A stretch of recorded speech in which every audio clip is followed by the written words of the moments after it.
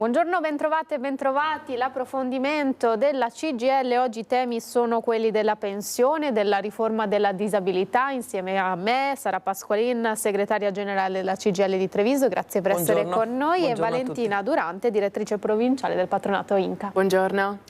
Allora, insomma, oggi è una puntata ricca di argomenti e utili, soprattutto parliamo appunto di pensione, un tema caldo, sempre caldo, e la riforma della disabilità. Capiremo di che cosa si tratta. Prima però approfitto della neo segretaria generale della CGIL di Treviso, insomma, per chiedere che cos'è che si aspetta la CGIL dai candidati alla Regione, dai futuri candidati.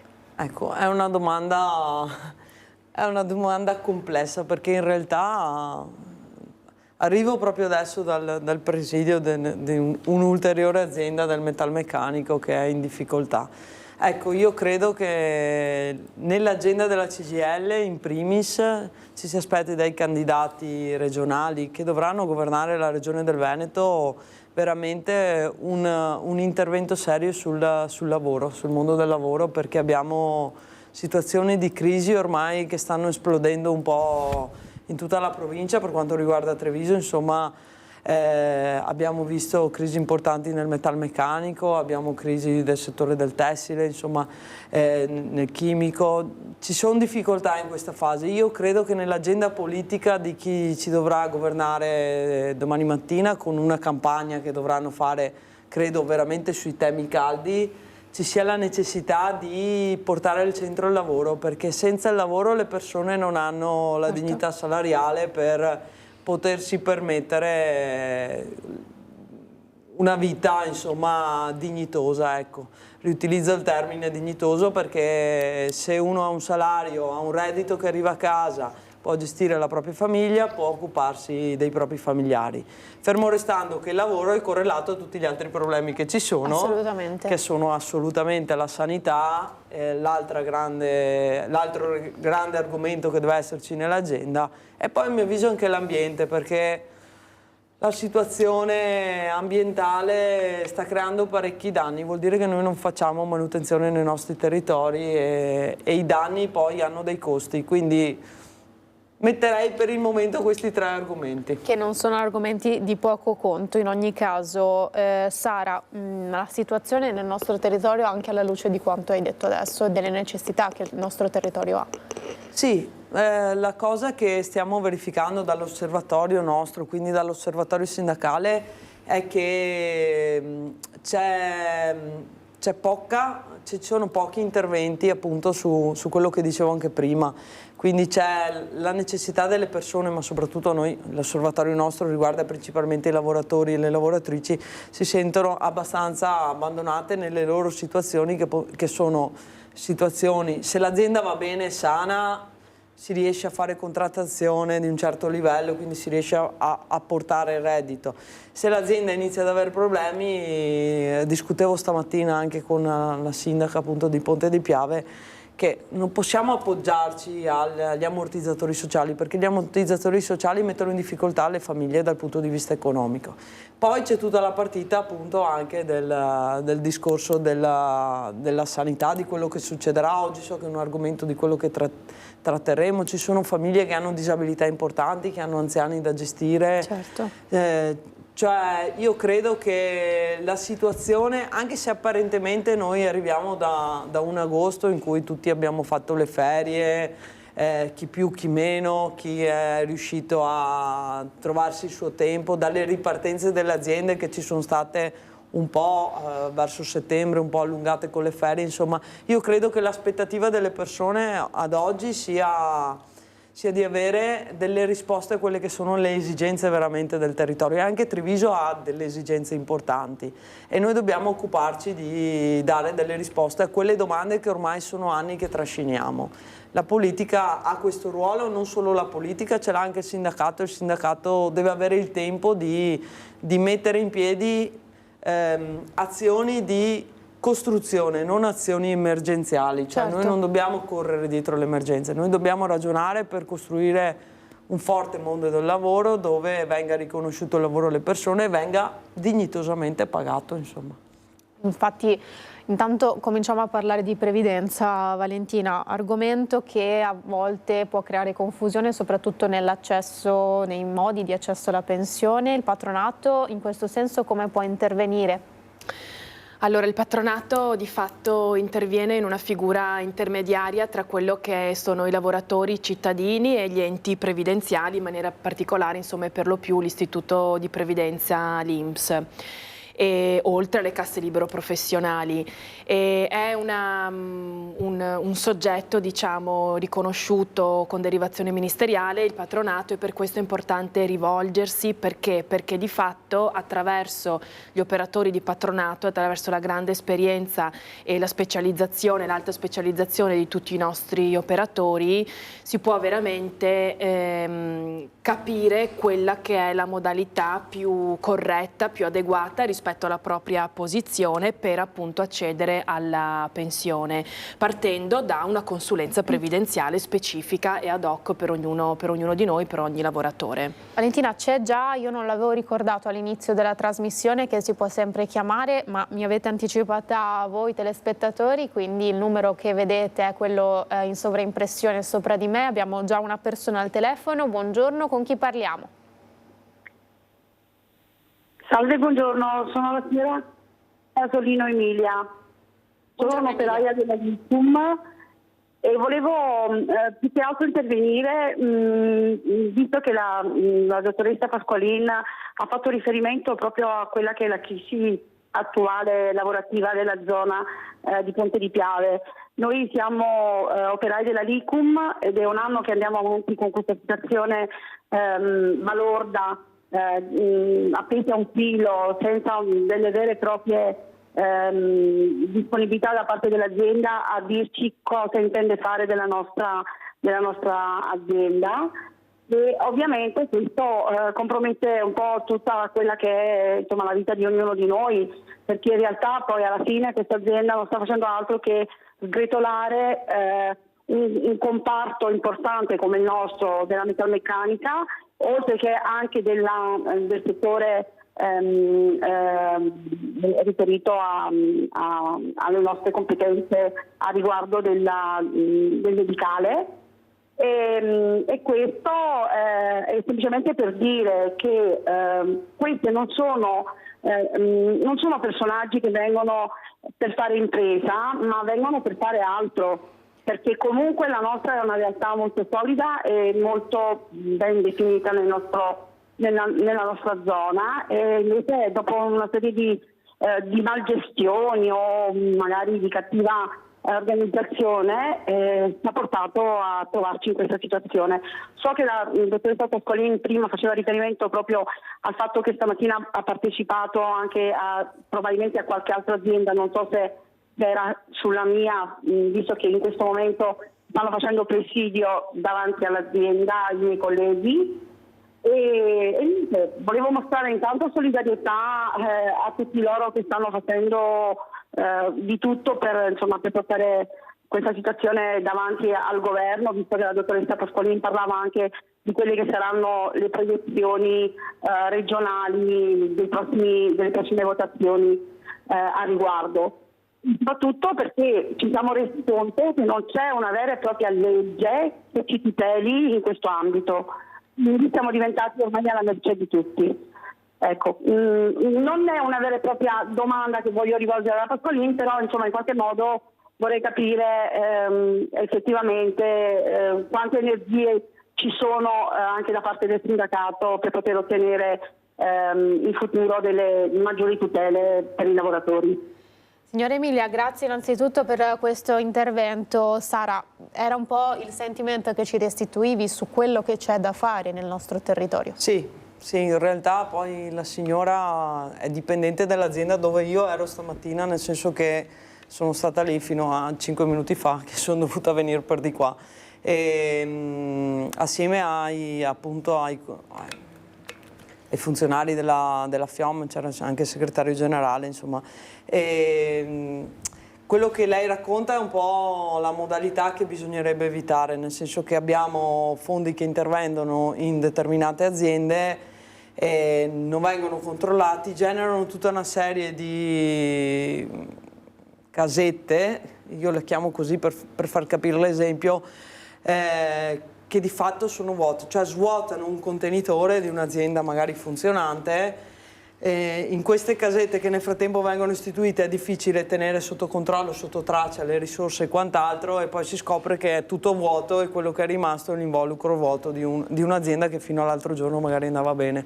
Ecco, io credo la signora facesse quel passaggio lì, perché purtroppo anche nel nostro territorio ci sono sempre più casi di questa portata qua. A livello sindacale il nostro impegno è a 360 gradi, come in tutte le questioni, in tutte le crisi che stiamo affrontando, pancia a terra, che stanno affrontando tutte le categorie, tutti i funzionari, ogni volta che ci troviamo in difficoltà. È ovvio che ci deve essere la volontà da entrambe le parti, quindi parlo dalla partita imprenditoriale, dalla partita di chi rappresenta appunto i lavoratori, di cercare di trovare una soluzione, perché poi indipendentemente da quelli che sono i numeri che portano sulla carta e quindi i dati economici di un'azienda, a noi ci interessano le persone, perché le persone domani mattina devono dare risposta, come dicevo prima, ai familiari, alla loro situazione, devono essere tutelate. È il nostro impegno portare avanti questo obiettivo, cioè il riportare veramente l'esigenza e la discussione per il mondo del lavoro, per dare delle tutele alle persone che operano nel mondo del lavoro e che si trovano contro la loro malvoglia, perché la signora, come tutti i suoi colleghi, vanno la mattina a lavorare, fanno il suo e la sera vanno a casa. Adesso non è che hanno fatto qualcosa per il quale l'azienda è andata male, quindi la nostra esigenza è quella lì. Però ribadisco il concetto: è anche la politica che deve fare delle leggi, è la politica che deve istituire delle leggi che vadano a tutela, e la nostra volontà è che politica, sindacato, lavoratori, imprese si mettano veramente su un tavolo a ragionare di quelle che sono le esigenze anche di un territorio come il nostro, che definiamo ricco nord-est, che è anche vero che ci sono realtà sane che funzionano, però è anche vero che non bisogna togliere l'attenzione da quelle che sono le problematiche che stanno arrivando anche nel nostro territorio.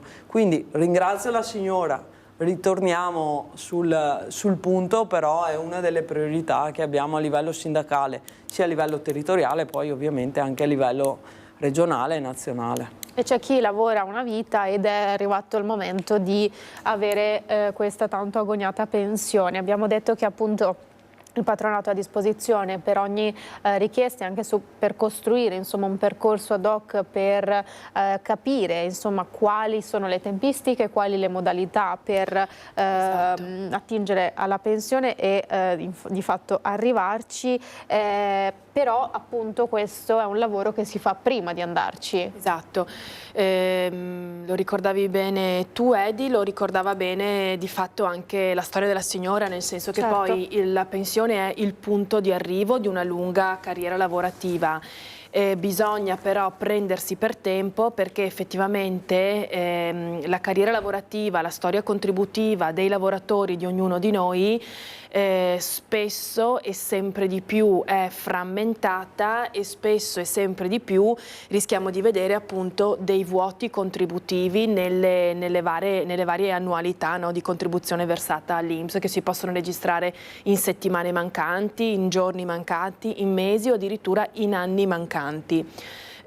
Spesso ci si rende conto di tutto questo appunto quando ci si avvicina alla pensione, perché iniziano ad accendersi delle lampadine, no? In ognuno di noi dice: beh, mi sto avvicinando alla pensione, andiamo a vedere a che punto siamo arrivati, quando potrò effettivamente accedere a questo. La nostra premura è quella soprattutto di dire verificate la vostra posizione assicurativa, il vostro estratto conto contributivo, verificatelo ogni 2 anni, una volta all'anno, ogni 5 anni, però verificatelo per tempo, verificatelo anche quando senza appunto quel vicino obiettivo che deve essere appunto esclusivamente della pensione, ma proprio per andare a visualizzare effettivamente che tutto sia in ordine per arrivare poi un domani a quella che è appunto l'agognata pensione. La previdenza è una materia ostica, è una materia complicata, ed è una materia complicata poi tutto quello che di fatto è il mondo del lavoro e le norme che regolano il mondo del lavoro. si ripercuote tutto appunto su quello che è poi l'istituto che più ci riguarda da vicino, che è appunto la nostra contribuzione versata, che va a sfociare appunto nel diritto a maturare appunto un certo numero di contributi, a maturare dei requisiti di età anagrafica e contributivi che ci permette appunto di accedere alla pensione. Però la tutela e il servizio che offre il patronato è proprio questo: verificare per tempo attraverso delle consulenze previdenziali e personalizzate, attraverso appunto la professionalità dei nostri operatori nelle sedi della CGIL. È importante farlo perché ci si può rendere conto, come accennavo prima, appunto dei vuoti contributivi, o semplicemente anche dialogando con i nostri professionisti, con i nostri operatori di patronato, ci si può rendere conto che alcuni vuoti contributivi si possono anche recuperare. Certo. E si possono recuperare spesso anche in maniera gratuita, quindi non è detto che il vuoto contributivo che io riconosco o che comunque si evidenzia nel proprio strato contributivo si possa appunto diciamo completare con un onere da parte del lavoratore, no? Parlo ad esempio della possibilità di accreditare la contribuzione cosiddetta figurativa in maniera gratuita, ma sempre a domanda. Questo vuol dire appunto che l'INPS, l'Istituto di Previdenza o comunque le casse libero professionali, per chi è coinvolto in questa partita, non lo fanno d'ufficio, però penso ad esempio appunto all'accredito della contribuzione per il servizio militare, per il servizio civile se svolto in determinate date, oppure appunto tutta la partita della maternità, quindi dei congedi parentali, delle maternità obbligatorie, che prevedono, oltre appunto a un sussidio economico rispetto alla domanda insomma che si presenta nel momento in cui si è in quella condizione di maternità, ma anche il versamento contributivo. Così, laddove si dovessero verificare nella carriera lavorativa, penso appunto alla telefonata che ci ha fatto la signora poco fa, a crisi aziendali, quindi coperte magari da casse integrazioni ordinarie, in deroga magari per anni passati, certo, magari il momento del Covid, no? Dove ci sono stati tantissimi momenti di astensione dal lavoro coperti appunto dalla cassa integrazione. Anche questi sono tutti strumenti che prevedono il versamento di una contribuzione, e quindi appunto si va ad integrare quello che non deve essere, non può essere un vuoto contributivo tra quello che è il contributo effettivamente versato perché deriva dal lavoro dipendente, dalla propria attività dipendente piuttosto che autonoma, piuttosto che contributi versati in altre gestioni rispetto a quelle ordinarie. Penso ad esempio a tutti i lavoratori che versano nella gestione separata dell'INPS, perché sono lavoratori appunto in collaborazioni o comunque piccoli lavori autonomi, certo, lavoratori autonomi, che hanno appunto i versamenti in più gestioni. Tutto questo come si fa a capire, come faccio a trovare questi contributi che io maturo poi negli anni lavorativi? Ecco, allora appunto in fase di consulenza previdenziale all'interno insomma degli istituti di patronato si va nello specifico a sottolineare e a verificare quella che è la posizione previdenziale di ognuno di noi, no? Di ogni lavoratore. Lo accennavo prima, sempre più le posizioni sono frammentate e sempre più i lavoratori, i giovani lavoratori, insomma chi deve ancora andare in pensione versa in più gestioni, mentre fino a qualche anno fa le carriere erano non erano così discontinue, ecco, quindi insomma, poteva essere benissimo che una persona iniziava a lavorare, non dico nella stessa azienda, ma certo, comunque per lo più nella sua vita potesse svolgere ad esempio sempre il lavoro dipendente, magari in più aziende, però quello era il versamento contributivo ai fini certo, dell'INPS. Oggi invece intervengono le casse libero professionali, perché magari appunto ci sono anche obblighi di contribuzione di versamento quindi contributivo in gestioni e in casse diverse da quello che è appunto l'INPS, l'Istituto Nazionale della Previdenza Sociale. Ci sono persone, lavoratori che versano appunto magari nella gestione privata e poi si trovano ad essere per periodi lunghi o meno lunghi dipendenti pubblici, quindi versano nella cassa dell'INPS però relativa al dipendente pubblico che segue delle regole magari diverse. Oppure appunto ci possono essere nell'arco della propria vita lavorativa, della carriera, anche modalità di lavoro autonomo. Anche questo, no, è un fenomeno per cui si svolgono delle attività, si svolgono delle mansioni e insomma è inevitabile, lo tocchiamo con noi nei nostri uffici, nelle nostre camere del lavoro quasi quotidianamente, che ci sono insomma situazioni in cui è un po' spinto questo lavoro autonomo, ma di fatto ti obbligano ad aprire una partita IVA, quindi anche lì esiste il versamento, si è obbligati a versare all'INPS, ma in una gestione appunto di artigiani, commercianti e appunto la gestione separata. Sono tutte casse previdenziali che si possono diciamo cumulare, che si possono mettere insieme al fine appunto di raggiungere il requisito e quindi il diritto a pensione. Ci sono tante modalità ed è per questo che oltre alla verifica e alla visibilità insomma, che ognuno di noi può attivare attraverso il proprio smartphone, attraverso il proprio PC, con il sito dell'INPS, con la propria posizione previdenziale e quindi accedendo ai propri dati con lo SPID. Sembra molto semplice poi di fatto fare una visualizzazione no, del proprio estratto conto contributivo, ma la lettura deve essere la lettura di un soggetto no, specializzato, perché quello che diciamo noi sempre è che chi legge con gli occhi di chi effettivamente sa vedere anche una possibilità in più, non è semplicemente ho iniziato a lavorare nel 1990, più 41 anni andrò in pensione X, non è tutto questo, no? Ma è una valutazione insomma diversa e più specifica che viene fatta poi in sede di consulenza. Ci sono tempi che si possono accorciare o prolungare infatti. Esatto, ci sono tempi e modalità appunto che si possono accorciare o ad allungare rispetto appunto all'accesso al pensionamento. Oggi di fatto appunto per entrare proprio nel vivo di quelli che sono i requisiti pensionistici, com'è che si va in pensione? Ci sono delle modalità che sono assolutamente strutturali e che conosciamo da tempo, come la nostra pensione di vecchiaia, che appunto ha visto negli anni un aumento, un innalzamento di quella che è l'età anagrafica. Quindi oggi insomma stiamo parlando di 67 anni di età sia per gli uomini che per le donne e 20 anni di contributi. Sarà ancora così nel 2027? Esatto. Noi sappiamo che la legge di bilancio insomma ne sentiamo già, abbiamo già avuto modo di sentire qualche battuta. E la legge di bilancio ci sarà come ogni fine anno, vediamo che cosa diranno anche le risorse economiche dello Stato, ma di fatto appunto rispetto all'aumento della speranza di vita si presume che già nel 2027 ci sia un aumento di 3 mesi, no? E quindi non si parlerà più di 67 anni ma di 67 anni e 3 mesi. Non è ancora confermato, questa potrebbe essere, insomma, è una previsione, ecco, mettiamola così. Quindi insomma questo è un po', ritornando appunto agli accessi, la pensione di vecchiaia è una modalità strutturale che abbiamo sempre conosciuto.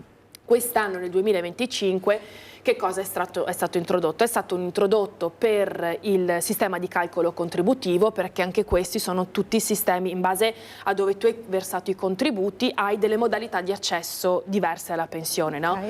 Quindi ad esempio per il sistema di calcolo contributivo, e quindi tutti i lavoratori che hanno iniziato a versare contributi dal 1° gennaio 96 in poi, sono i cosiddetti contributivi puri, per accedere alla pensione con questa modalità vi è un ulteriore paletto che è stato introdotto dalla riforma, appunto dalla legge di bilancio del 2025, e che prevede un importo soglia che deve essere pari a quello che è l'importo dell'assegno sociale, cioè i 538 euro. Quindi 67 anni di età, 20 anni di contributi e almeno un importo di pensione che deriva appunto dai miei 20 anni di contributi di 538 euro. Poi l'anticipata vecchia anzianità, i vecchi 40 anni di contributi che poi sono stati 41, che oggi sono 41 e 10 mesi di contributi versati per le donne e 42 anni e 10 mesi per gli uomini. Anche questa è una modalità diciamo strutturale. A questi requisiti si aggancia una finestra e quindi un tempo che intercorre tra quella che è la maturazione del requisito e la decorrenza di pensione, cioè il momento in cui l'INPS mi va ad erogare effettivamente l'importo di pensione, e sono i 3 mesi dall'ultimo requisito maturato. Vi è una modalità nuova che ormai conosciamo da qualche anno, che è la modalità di accedere alla pensione con i 64 anni di età e i 20 anni di contributi, ma un ricalcolo di tutto quello che è l'imponibile previdenziale contributivo. E quindi anche qui un ulteriore paletto che è stato introdotto è stato proprio questo. Hai maturato, riesci a maturare questi requisiti qui di età e di contributi? Benissimo, ma il tuo importo di pensione per riuscire ad accedere alla pensione in questa modalità anticipata rispetto ai 41 anni 10 mesi o i 41 anni, o i 42 10 mesi per gli uomini, devi appunto, il tuo assegno deve essere almeno di 3 volte quello che è l'assegno sociale, e quindi insomma una cifra intorno ai 1.600 euro lordi.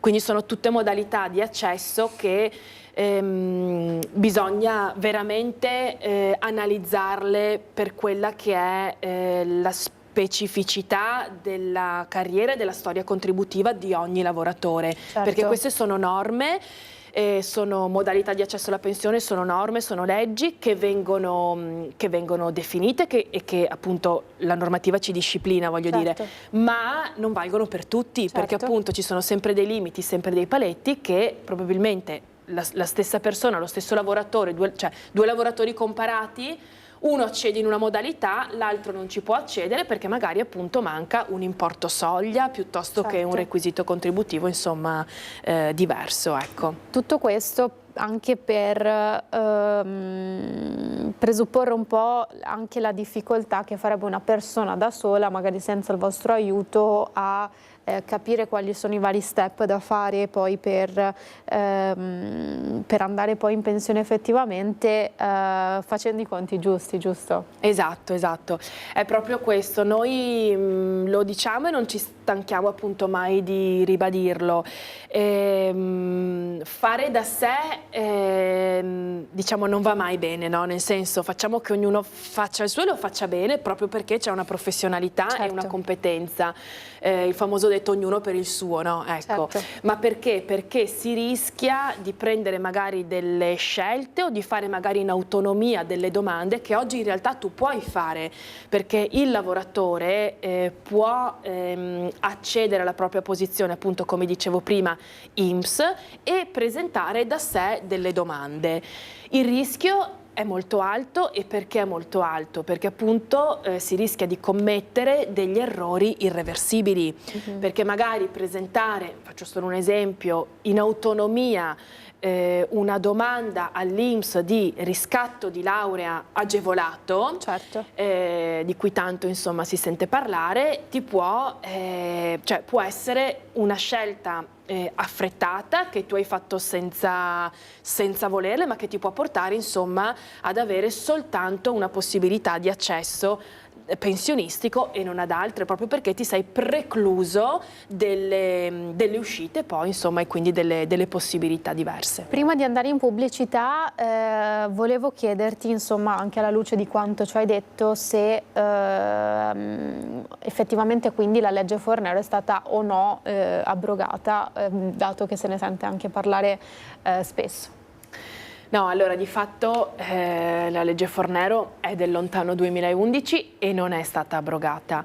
Ci sono state tante misure correttive, tante misure sperimentali che appunto ogni anno vengono modificate, cambiate, aggiornate, eliminate con le leggi di bilancio proprio relativamente a quelle che sono le risorse economiche dello Stato destinate alla previdenza e quindi alle pensioni.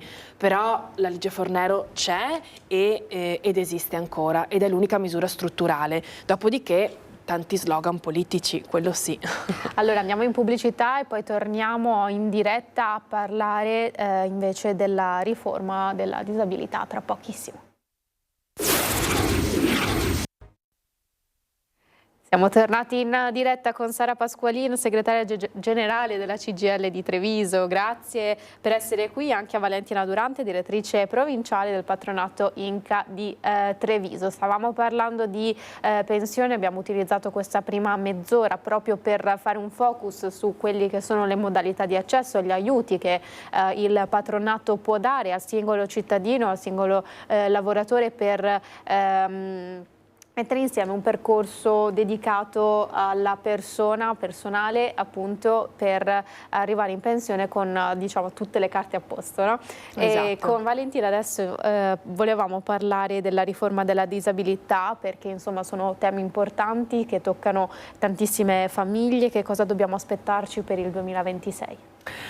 Allora, la riforma della disabilità sarà veramente, e lo è ancora, lo è già per alcune province e regioni italiane, un cambio di fatto epocale, nel senso che si va a modificare tutto quello che è l'iter amministrativo, ma anche tutto che noi proprio culturalmente abbiamo sempre conosciuto di quello che è il mondo della disabilità, il mondo dell'invalidità civile, della legge 104, del collocamento mirato e tutti questi riconoscimenti sanitari che sfociavano insomma anche a dei riconoscimenti amministrativi e a dei benefici insomma economici come le prestazioni appunto assistenziali.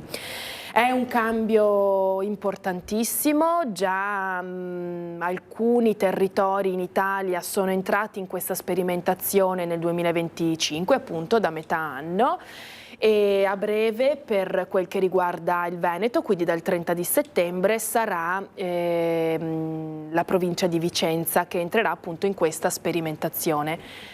È una sperimentazione importante perché vedrà al centro di tutta questa nuova partita, diciamo, l'INPS come unico referente. Che cosa ci dobbiamo ricordare, che cosa c'è che cambia e che cosa dobbiamo sapere?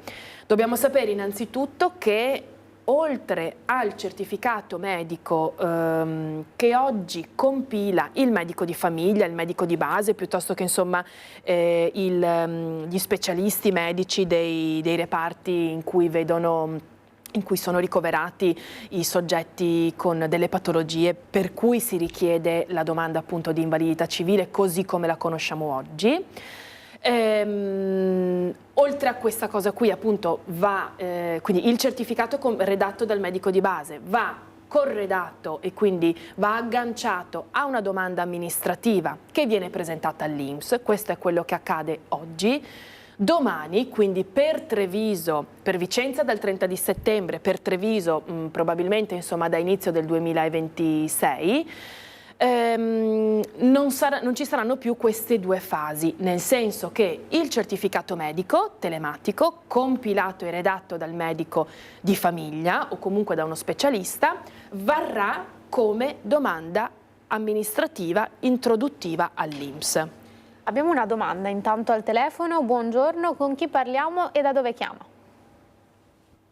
Buongiorno, io mi chiamo Nosele Enrico e vorrei un'informazione su un discorso pensionistico. Sì. Allora, io mi chiamo Nosele Enrico e vorrei un'informazione a livello pensionistico. Sì, l'ascoltiamo. Buongiorno. Allora, io ho fatto 16 anni sul privato e attualmente sono 25 anni che lavoro nel pubblico impiego, enti locali. Buongiorno. E vorrei sapere, siccome io non ho fatto La chiedo di ascoltarci dal telefono e non dalla televisione, perché ci sono sempre un po' di minuti del ritardo della trasmissione. Il ricongiungimento? Facciamo così, chiediamo alla regia ad Alessandro Granziera di riprendere la linea e no, la sento. Ah, ok, perfetto, ok. Ci siamo allora.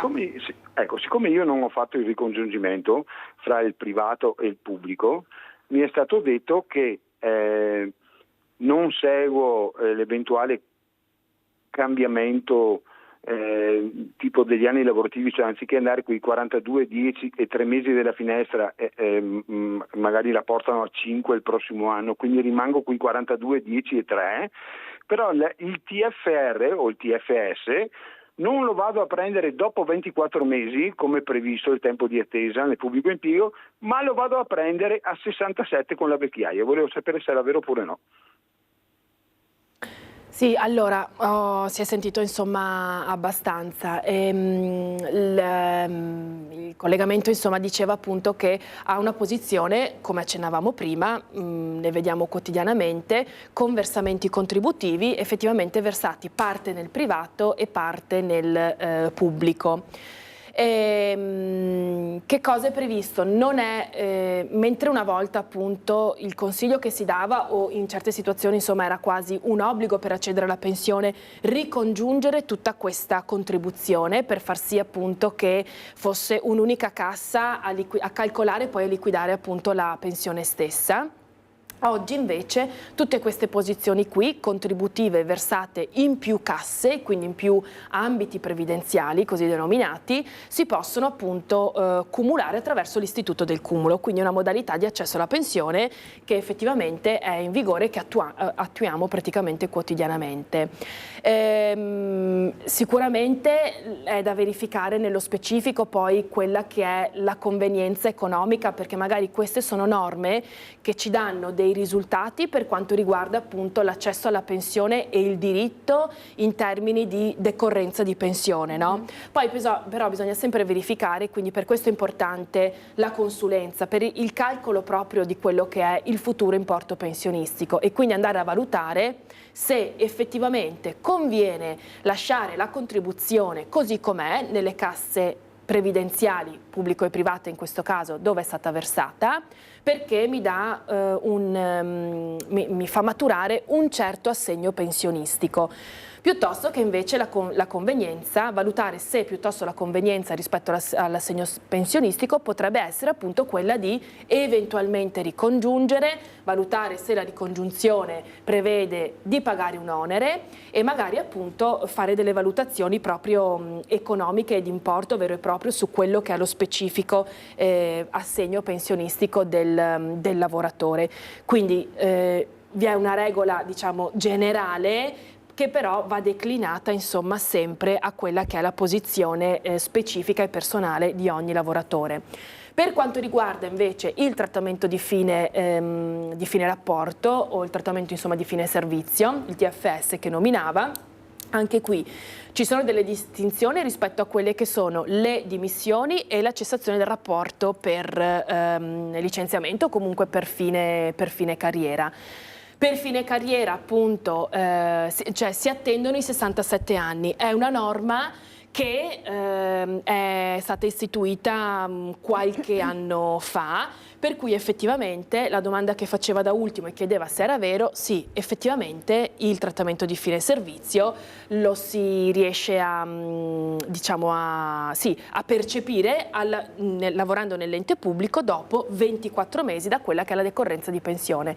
Io però comunque consiglio appunto al telespettatore di fissare un appuntamento, se non è già stato da noi, insomma, e andare nello specifico della posizione e capire se magari ci sono delle modalità per verificare la posizione, sì, per l'accesso alla pensione, ma anche per verificare quello che è poi il pagamento del trattamento di fine servizio, insomma. Grazie Valentina per insomma, questo approfondimento anche su un tema specifico che ha riguardato e riguarda non solo il telespettatore, ma immagino anche tante persone che, certo, come già dicevi tu, hanno cambiato diversi lavori nel corso della vita. Stavamo parlando di riforma della disabilità e di quello che ci si attende, ci si dovrà attendere nel 2026. Riprendiamo il filo. Allora sì, appunto, ricordavamo la riforma della disabilità che vede questo ruolo centrale dell'INPS e che vede appunto una modalità diversa di richiesta dell'invalidità civile stessa, piuttosto che il riconoscimento della legge 104, dell'handicap, dello stato di handicap e del collocamento mirato legato appunto alla disabilità e alla legge 68.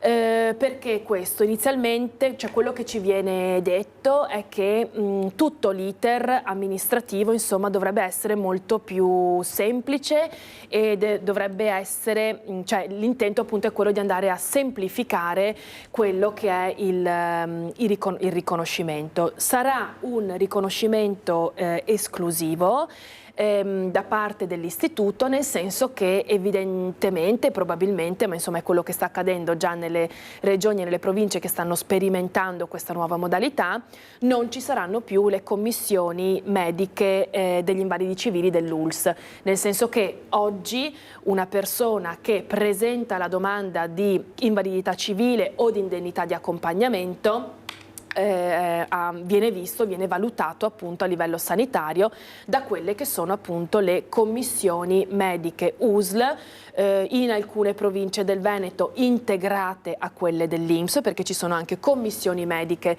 per l'accertamento dell'invalidità all'interno all'INPS. Con la riforma sarà tutto gestito appunto anche nell'aspetto sanitario dall'INPS in maniera unica, insomma. Abbiamo un altro telespettatore al telefono. Buongiorno, con chi parliamo? Niente. Caduta la linea. Ecco. Intanto è che aspettiamo insomma che richiami il telespettatore o la telespettatrice, volevo chiedere a Sara, in relazione alla riforma, anche tutto ciò che comprende le case di comunità e le ATS, che sempre più sono fondamentali nei nostri territori. Sì, nel senso che l'altra grande partita del nostro territorio è appunto la partenza di questi ATS che si stanno formando, si stanno normando, e fatalità proprio lunedì abbiamo anche un incontro per quello più grande, quello che riguarda appunto il comune di Treviso e tutti ovviamente i comuni limitrofi. E è ovvio che la questione della disabilità, che diceva Valentina, con le dinamiche, anche la trasformazione che sta avvenendo nella modalità di presentare le domande, però è una questione che riguarda le famiglie in primis, lo dicevo proprio anche all'inizio, perché lì dove ci sono soggetti disabili la famiglia deve essere messa nelle condizioni di avere una struttura sanitaria che gli dia delle risposte, insomma. Che la disabilità può essere anche una disabilità, magari la leghiamo solo alle persone anziane o quelle più fragili, però ci sono anche soggetti giovani che magari hanno disabilità nel corso della loro vita. Il ragionamento è importantissimo, perché quando si parla di ATS, quando si parla di case di comunità, tutti i ragionamenti che sono alla base di questi grandi progetti, dove in quella struttura si trovano le risposte alle esigenze che avranno poi le persone, bisogna legarci anche le risorse che verranno messe in quei contenitori, ma soprattutto il personale specializzato che dovrà seguire la situazione. Quindi non nascondo che, nonostante la partita burocratica e giuridica che ci si sta confrontando anche nei tavoli, insieme con quei soggetti che hanno l'obbligo di prendere queste decisioni e quant'altro, dobbiamo anche molto ragionare su quello che sarà oltre al contenitore, alla presenza appunto professionale delle persone, medici, infermieri. Entriamo nello specifico adesso, tra pochissimo. Prima però riascoltiamo chi stava chiamando. Buongiorno, chi è, chi parla e da dove? Sì, buongiorno, mi chiamo Nicola, chiamo da Fiesole d'Astico, in provincia di Venezia. Buongiorno Nicola. Buongiorno, allora avrei due domande. La prima riguarda il certificato medico legale, quello che rilascia il medico di famiglia, come dicevate prima. Il tariffario è unico per la regione oppure ogni medico può iniziare a fare un proprio prezzo?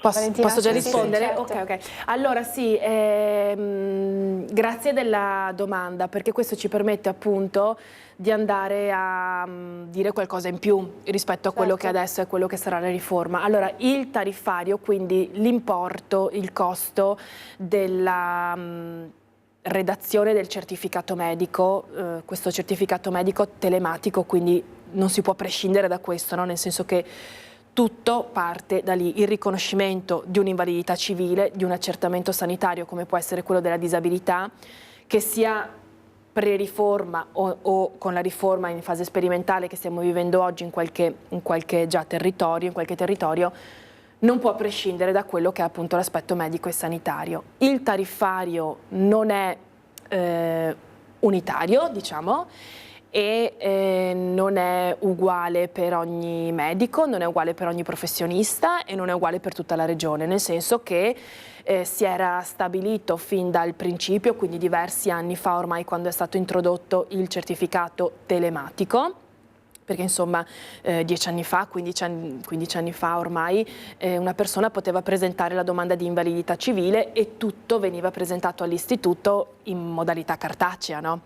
Invece da quando tutto è digitale, da quando tutto è telematico, anche i medici si sono dovuti adeguare a questa digitalizzazione e quindi fin dal principio di questa nuova modalità telematica ci si era dati insomma una regola e doveva esserci un importo, una tariffa minima di base, diciamo, no? Convenzionale, se così possiamo dirla. Alcuni medici adottano questo criterio, altri no. L'unica cosa che mi sento di dire, e che sicuramente è una certezza, una delle tante certezze probabilmente, è che con la riforma della disabilità, che ci vedrà coinvolti nel 2026, ci sarà un aumento dei costi e degli importi dei certificati medici, quindi della redazione di queste certificazioni uniche. Perché questo? Perché l'impegno dei medici di base, l'impegno dei medici specialisti che vanno a redigere un certificato appunto per la valutazione sanitaria relativa a quello che potrebbe essere insomma un riconoscimento della disabilità, richiede molto tempo. Richiede studio di quello che è il caso specifico e redazione della diagnosi, dell'anamnesi e di quella che è appunto la situazione di disabilità e delle patologie che stanno in capo al soggetto appunto fragile e disabile. Quindi questo anche è un'ulteriore cosa a cui dovremmo far fronte poi nel 2026, ritornando alla questione delle case di comunità e ATS, si parlava di invece il contenuto, cioè del personale, sì, delle risorse che servono per portare avanti questo tipo di servizio. Sì, l'unica cosa che mi rimane il dubbio se il signore al telefono aveva la seconda domanda. Ah, aveva una seconda telefonata, una domanda. È ancora con noi, siccome lo vedo ancora acceso, no, non perché voglio fare. No, ci mancherebbe, non avevo sentito io. Mi dispiacerebbe che rimanga. Siamo qui. Nel mio caso mi sono informato, sono 160 euro, già con l'IVA compresa, comunque va bene. Ok, la seconda domanda è questa: siccome la nuova riforma è da 2 anni che è partita in via sperimentale, mi sembra in Sicilia, e poi via via passando per altre regioni, Venezia non è ancora attivo la nuova procedura, giusto? Allora, non è ancora attivo. Perché la domanda è questa: perché siccome io adesso dovrei fare la domanda di invalidità, mi conviene farla con vecchio sistema oppure aspettare il nuovo sistema e a Venezia quando arriverà? Ecco, questa è la seconda domanda. Grazie mille Nicola, scusi, non mi ero accorta che era ancora in onda. Allora, guardi signor Nicola, quello che che possiamo insomma anticipare, voglio dire, ma perché se ne sta già discutendo a più livelli, è che le prossime province sperimentali, quindi per il Veneto, che dicevo prima, sta partendo Vicenza il 30 di settembre, quindi tra qualche giorno.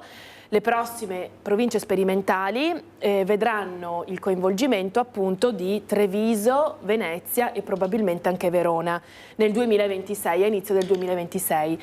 Dopodiché, voglio dire, indipendentemente da quella che è la riforma e quello che sarà il via alla sperimentazione nel 2026 su appunto Venezia, perché credo che il signore abitasse appunto in provincia di Venezia, io direi indipendentemente da tutta questa partita qui che ci vedrà coinvolti tutti inevitabilmente, la domanda, insomma, se c'è la patologia, se c'è il problema di salute, se c'è un riconoscimento da chiedere, assolutamente va chiesta, e va chiesta anche il prima possibile, nel senso che le dicevo prima, tutto parte, non si può prescindere da quello che è la redazione del certificato medico telematico. A proposito di tariffe e di redigere un certificato, lei sa che anche il patronato INCA della CGIL ha la possibilità di, grazie ai medici legali che sono convenzionati con il patronato nostro, ha la possibilità di redigere certificati medici. Quindi, se non l'ha già fatto, mi sento di dirlo, insomma mi sento di invitarlo a fissare un appuntamento con il patronato INCA della sede CGIL, insomma a lei più vicina, perché sicuramente insomma i colleghi sapranno darle un indirizzo rispetto a questo, proprio perché, per ritornare a quelli che sono gli importi e alle tariffe, è molto probabile insomma che le convenzioni che trova all'interno del sindacato con importanti professionisti esterni medici sono convenzioni insomma anche economiche che stanno al di sotto probabilmente degli importi che ho sentito. Quindi faccia pure riferimento a noi, se non l'ha già fatto dal suo medico di base, insomma, o dai suoi specialisti di riferimento, faccia pure riferimento a noi e chieda un appuntamento anche per redigere il certificato medico in questa fase. Dopodiché appunto le dico, faccia la domanda, assolutamente sì, la faccia indipendentemente da quello che è la sperimentazione. Spero di aver risposto a tutto. In caso insomma, se ha lasciato un numero di telefono, certo, possiamo poi richiamarlo, certo, e magari metterlo in contatto con la nostra sede più vicina, anche per agevolare eventualmente, o se ha bisogno di chiedere delle altre informazioni, insomma siamo assolutamente a disposizione. Certo, noi siamo arrivati in realtà quasi in chiusura della trasmissione. Volevo chiedere allora a Sara Pasqualini, ci sarà occasione invece di entrare più nel dettaglio dell'importanza delle case di comunità, ATS, riparleremo anche magari di riforma della disabilità in questo senso una volta che il 2026 arriva, ormai siamo alla fine del 2025, quali sono gli appuntamenti della CGIL, perché si preannuncia un autunno molto caldo da questo punto di vista? Sì, nel senso che un primo appuntamento ce l'abbiamo già questo sabato, allora invitiamo tutti i telespettatori e telespettatrici che hanno piacere di conoscere la CGIL. Indipendentemente da me e Valentina c'è tutta una struttura insomma che opera all'interno della CGIL con tutti i servizi, quindi c'è il CAF, c'è l'INCA, c'è l'ufficio vertenze, poi ci sono tutte le associazioni. Siamo in Piazza Indipendenza a Treviso questo sabato, siamo lì per incrociare le persone, per dare risposte, per darvi informazioni, quindi spero chi ha voglia, sperando che il tempo sia migliore, insomma, di fare una passeggiata in centro sabato mattina e ci trovate lì.